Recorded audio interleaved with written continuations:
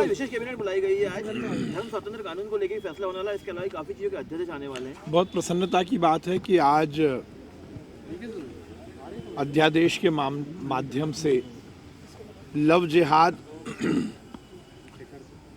जो कि बहला फुसलाकर धर्म परिवर्तन के उद्देश्य से शादी करने की एक कुरीति समाज में फैली हुई थी, उसके खिलाफ शिवराज जी की सरकार ने कानून बनाने का निर्णय लिया और आज अध्यादेश के माध्यम से वो कानून मध्य प्रदेश में लागू हुआ है।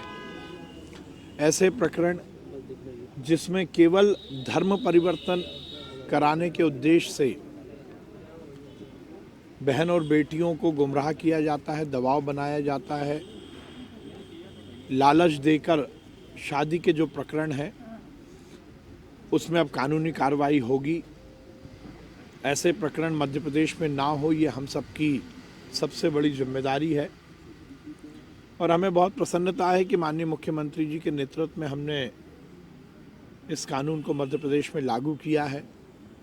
वो बच्चियां जो इन मजबूरी के कारण नरक सा जीवन जी रही हैं, उनको एक नई आशा की किरण आज देखने को मिलेगी। इस कानून के तहत ऐसी महिलाओं को भरण पोषण भी देने का प्रावधान किया गया है।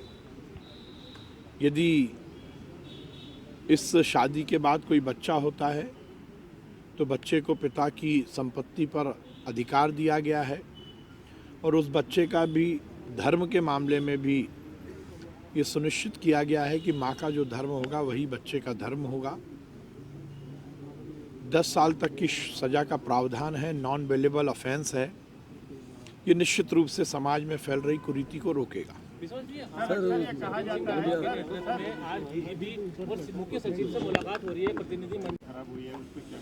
देखेंगे, यदि कहीं किसी की गलती हुई तो कार्रवाई करेंगे। उसमें सर 3 सदस्यीय समिति बनाई है, कार्रवाई करेंगे, जांच की रिपोर्ट आन दी। सर प्रदेश में विदेश से लौटे 5 लोगों में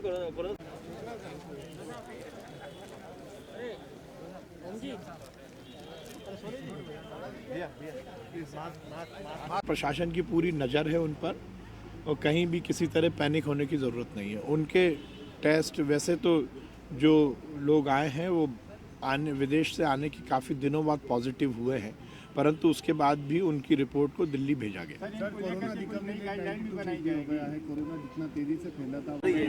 देखिए, किसान का मामला, अब किसान को पूरी तरह विश्वास हो गया है कि मोदी जी की सरकार ने उनके समर्थन में उनके लिए एक सकारात्मक कानून लाने की व्यवस्था की है।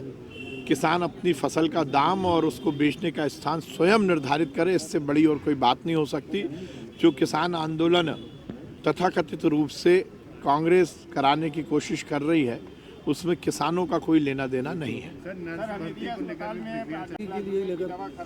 देखिए, सभी मेडिकल एजुकेशन के जितने पद हैं उन सबको भरने के मैंने निर्देश दिए हैं और जल्द से जल्द सभी तरह के पदों की नियुक्तियां होंगी। तो सर पुरानी भी तो उन्हें करी गई, तो उसके अंदर से 900 लोगों को की गई थी। देखिए, वो तो जो भी है सब लोगों को भर्ती की जाएगी। जो 40 लाख की ऐसी चुनौती पेश कर देती है, अक्सर ये देखा गया है। इस बार फिर राहुल गांधी या सोनिया गांधी विदेश चले गए। नहीं, मुझे तो जो मालूम है कि राहुल गांधी जब जाते हैं तो यही चर्चा होती है कि वो कहाँ गए थे, क्यों गए थे, किस लिए गए थे।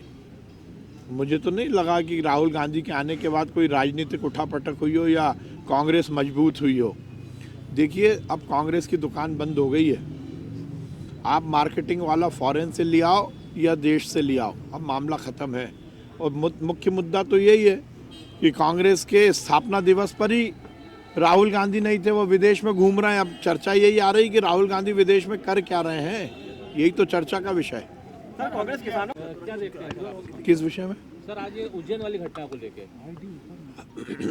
देखिए, जिस प्रकार से अराजक लोगों को संरक्षण देने की कांग्रेस की पहले से रीति नीति रही है, उसी का परिणाम है कि 15 महीने में मध्य प्रदेश का बेड़ा गर्क हुआ। पर यह भारतीय जनता पार्टी की सरकार है, यहाँ कोई भी गुंडा, माफिया या कानून को हाथ में लेने वाला बचेगा नहीं। रूल ऑफ लॉ की सरकार है मध्य प्रदेश में। सरकार का इकबाल कायम रहे और कानून के तहत हर एक व्यक्ति अपने जीवन को जिए। चंद गुंडे बदमाशों को संरक्षण देने वाली कांग्रेस की सरकार अब समाप्त हो गई।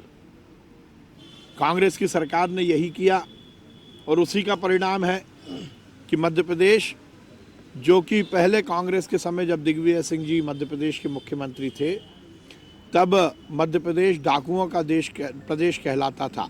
शिवराज सिंह चौहान जी ने पूरी तरह डाकुओं का राज मध्य प्रदेश में समाप्त किया और अब 15 महीने में जिस प्रकार की अराजक सरकार कांग्रेस के समय थी, मिलावटखोर, भूमाफिया, ड्रग को सप्लाई करने वाले, समाज को विघटित करने वाले, वो लोग 15 महीने में जिस प्रकार से पनप गए थे, अब उनकी बारी है और मुख्यमंत्री जी ने कह दिया है कि एक भी माफिया मध्य प्रदेश में नहीं रहेगा। सर अक्सर यह कहा जाता है कि सर मुझे हॉस्पिटल के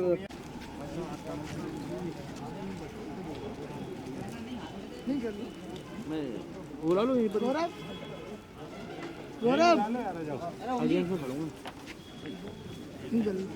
यहीं कर ले। नहीं यहीं